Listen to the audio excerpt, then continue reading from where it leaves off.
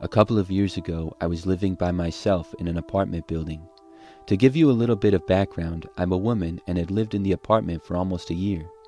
It was a pretty decent place, as it was only a few years old and for the most part had no problems. At this particular time, I was working an office job on weekdays, and the office was a fairly large building with a few floors and a parking lot. It was close to the city, but it was kind of on its own plot of land, so it was more private. There was a large parking lot in the front, and then the building and grass around it. It had a small private drive that went up to it. So that's the basic background for the story. It really starts when one day I was at work and I left for the day to go home. I typically parked kind of in the corner, and the parking lot would never be completely full, as people were there at all hours.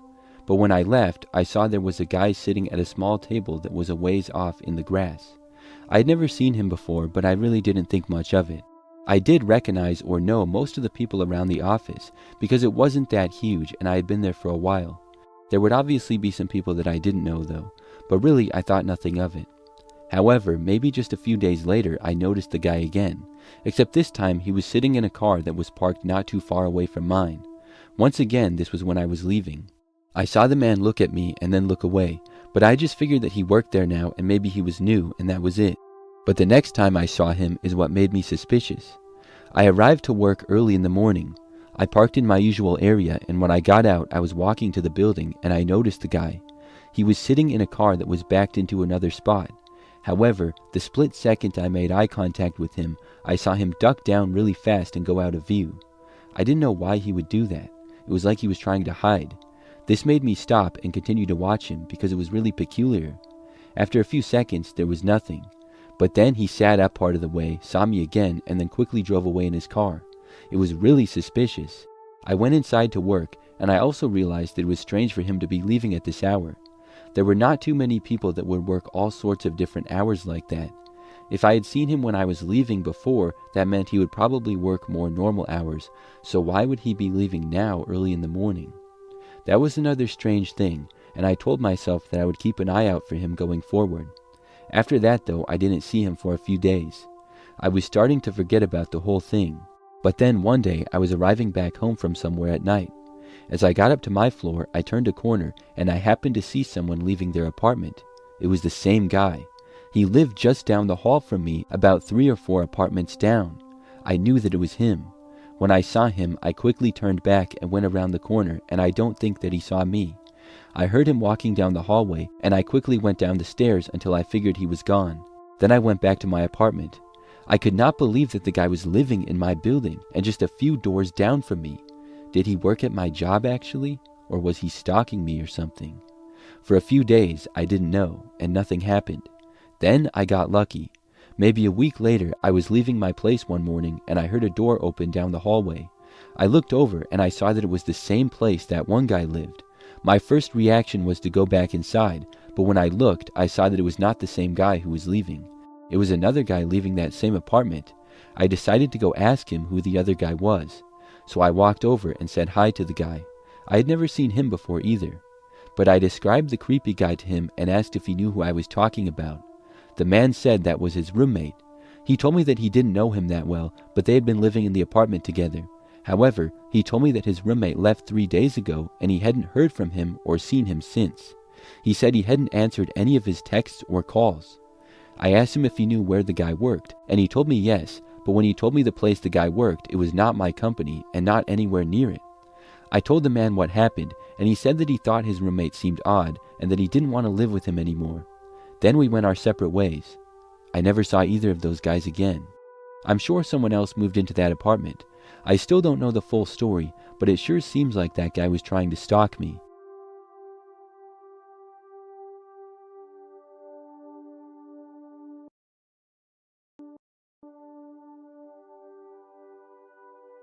This happened years ago when I was younger and more immature. I was driving back home really late at night, something that I did more often back then, a lot more often than I should have.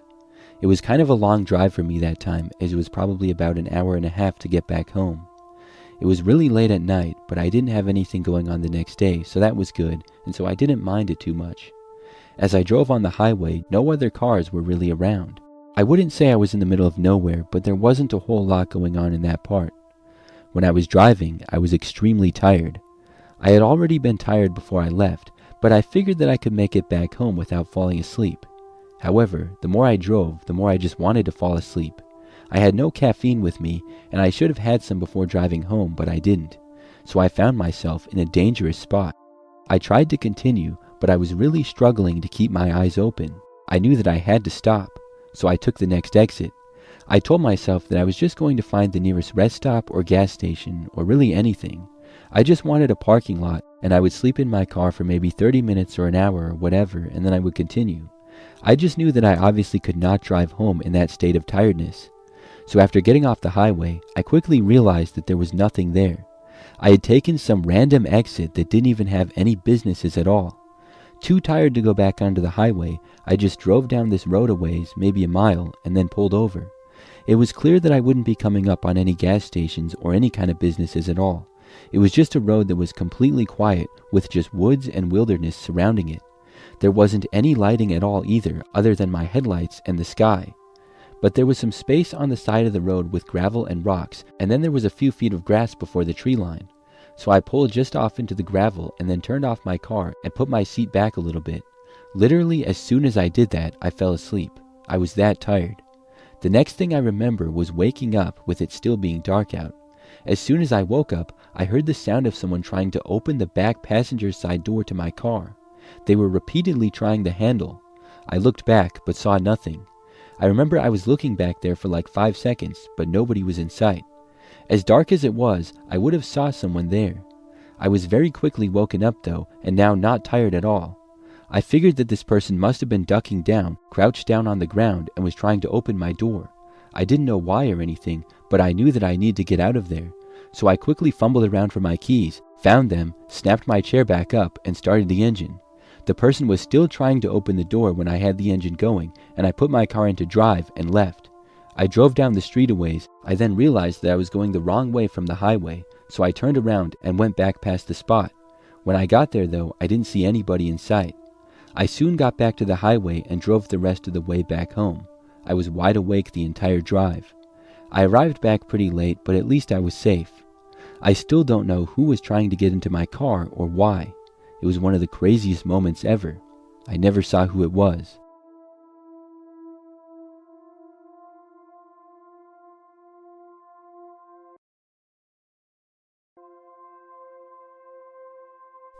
This happened just a few months ago.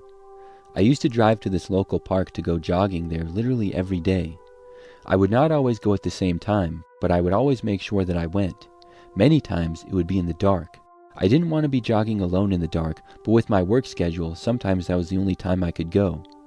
This park had a trail that looped around the entire place. There was a large open field, a spot with picnic tables and a playground, and then a wooded area. I would parallel park my car on this spot right between the wooded area and where it gets more open. The street that I would park on would always be really quiet. I arrived at the park one night like normal. Typically when I would jog, I would have my workout headphones in and play music on my phone. So on this occasion, I arrived at the park after dark and then set out on the trail to jog. It was a nice and calm night. Nobody else was out, and I was going to jog 2 laps around the entire trail. This would take me maybe 30 minutes or so. So when I was on my second lap, I was jogging through the wooded section of the path and had maybe 5 minutes to go. That's when my music stopped out of nowhere. I wondered why. So I took out my phone while still jogging but slowing down a little bit. I saw that I was getting a phone call, and then I stopped completely. When I looked at the number though, I didn't recognize it. I ignored it and kept jogging. After the call was done ringing, my music went back to playing, and they didn't call again. I continued, and then I was done soon after, and I got back to my car and went home. Whoever had called did not leave any kind of message or anything. I didn't really give the call any more thought after that. But the following night, I was on a similar schedule. I went to the park at not the exact same time, but around probably the same time in general. I once more started jogging and was by myself. Now, when I was in around the same spot at the same time, my phone started ringing again. I could not believe it. To that point, I had forgotten about the phone call the previous day, but this obviously reminded me. I looked, and I couldn't say for sure if I recognized it as the same number as the night before, but it obviously was. I mean, that would just be too much of a coincidence for it not to be. I started to get this creeped out feeling, so I decided to answer the call. I pushed accept and then put the phone up to my ear and said hello. At first, there was nothing on the other end of the line. Then I heard a man's voice. He said, "I'm behind you." And that's all he said. I was standing there on the trail, stopped, and I asked who he was. He didn't answer. Then it clicked to me that maybe he was actually behind me, and I turned around. I didn't see anything though, but it was really dark out. I didn't want to take any chances. I stood there for maybe 10 seconds, then I quickly started sprinting the rest of the way, not jogging, but running as fast as I could. In this time, I didn't hear anything behind me. I still had my headphones in, but they were no longer playing music as I had paused it. I didn't look back because it would slow me down, and if I saw anything, it would really freak me out. I kept going, and what probably would have been 5 minutes of jogging turned into just a couple of minutes of sprinting. Then I ran out to my car in the street and got inside. Once I was finally there, I felt safe again and I locked my doors, and then I looked to the path before leaving. When I looked, I saw this man dressed in all black, including a ski mask, slightly emerge from the woods. He didn't come after me, but was just standing there looking in my direction. I was so creeped out. I quickly drove off and went home. I blocked the number, and I haven't been back to that park since.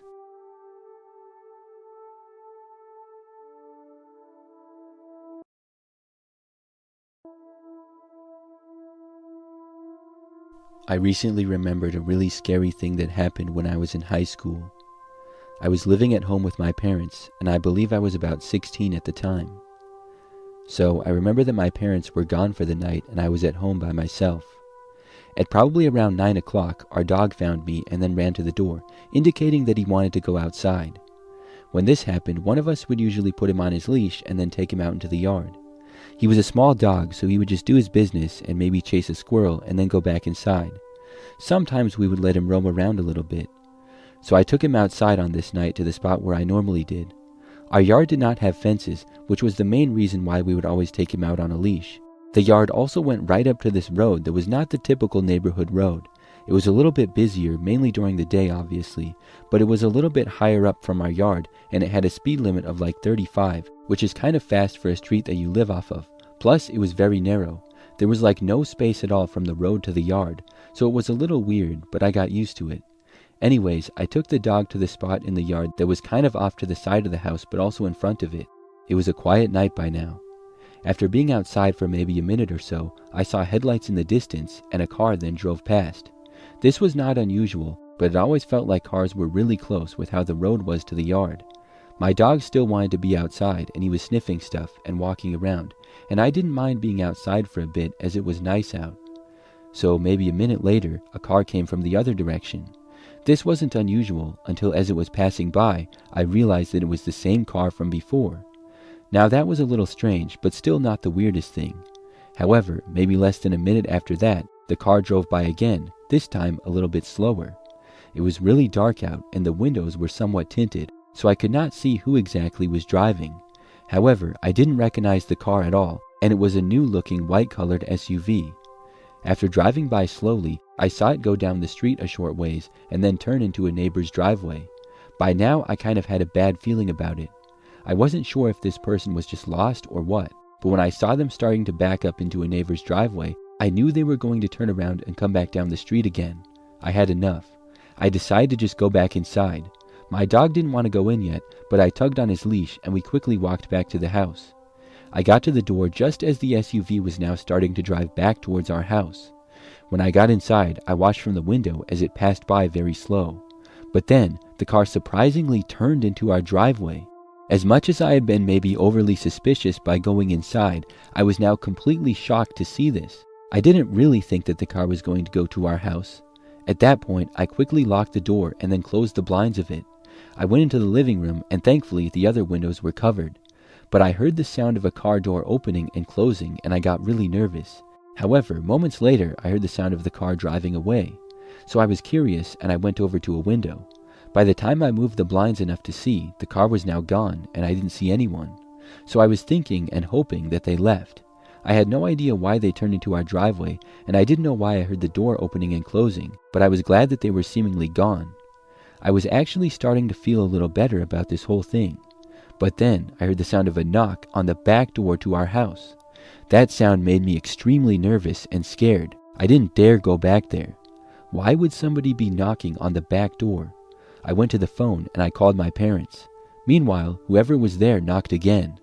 I told my parents that somebody was at the back door, and they said not to answer it and they would come home now. They said that I should call the police. So I got off the phone with my parents to call the cops, but at that point I no longer heard the knocking. It had stopped sometime in the 2 or 3 minute phone call with my parents. The person had knocked maybe a total of 3 or 4 times and then stopped. After not hearing anything now for a few minutes, I hoped once again that they had left. So I carefully made my way over to a back window and looked out.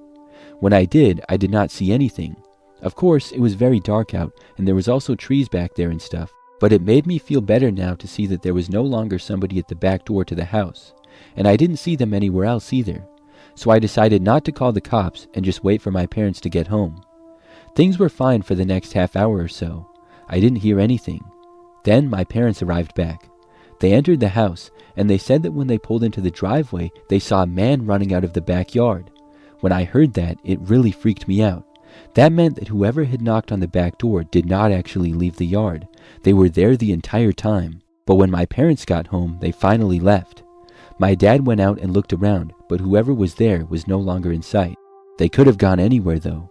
I still have no idea who was driving the car or who was in the backyard.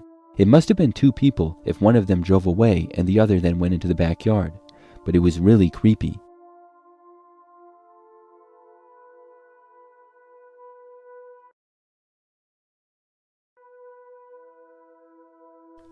This happened to my older sister when she was at college in San Diego. My sister and her friend were playing tennis off campus one night, and her friend decided to leave early to go home. My sister decided to stay a bit longer for whatever reason. Anyways, she packed up and started walking back to her car in the parking garage while chatting on the phone with her then boyfriend, who is now her husband. As she reached her car in the garage, she noticed that she had a flat tire. It was kind of odd considering that it had been fine a couple of hours ago, but nonetheless she wasn't too concerned. Her boyfriend offered to hop in his car and make the 10-minute drive to come by and help her repair it. As she sat there waiting for her boyfriend to show up, a man appeared seemingly out of nowhere and she didn't notice where he had come from. She described him as a younger guy, well-dressed and well-groomed. They struck up a conversation, and after a couple minutes, he asked her if she needed any help fixing the flat. She politely declined and mentioned that her boyfriend was on his way to fix it. The guy said he really wouldn't mind helping her and that it wouldn't take long at all. Seeing how it was late and she wanted to go home, she gave in. As they began to walk to the trunk of the car to get the spare tire and tools, her boyfriend pulled around the corner in his truck. After he arrived, he got out and talked to my sister for a second, and he noticed that the guy who wanted to help was walking down the closest stairwell in a pretty quick hurry. They didn't think much of it at the time and went to the trunk and got the tools and spare tire. But when they got to the trunk, they noticed that it was not latched and was cracked open. They opened the trunk and inside they found multiple ropes, a roll of duct tape, and some zip ties. None of those items belonged to my sister. They immediately called the police and started looking for the guy. The police showed up and talked to my sister, but they never found the guy. I still get chills when walking through parking garages late at night, even though I wasn't even there with my sister that night.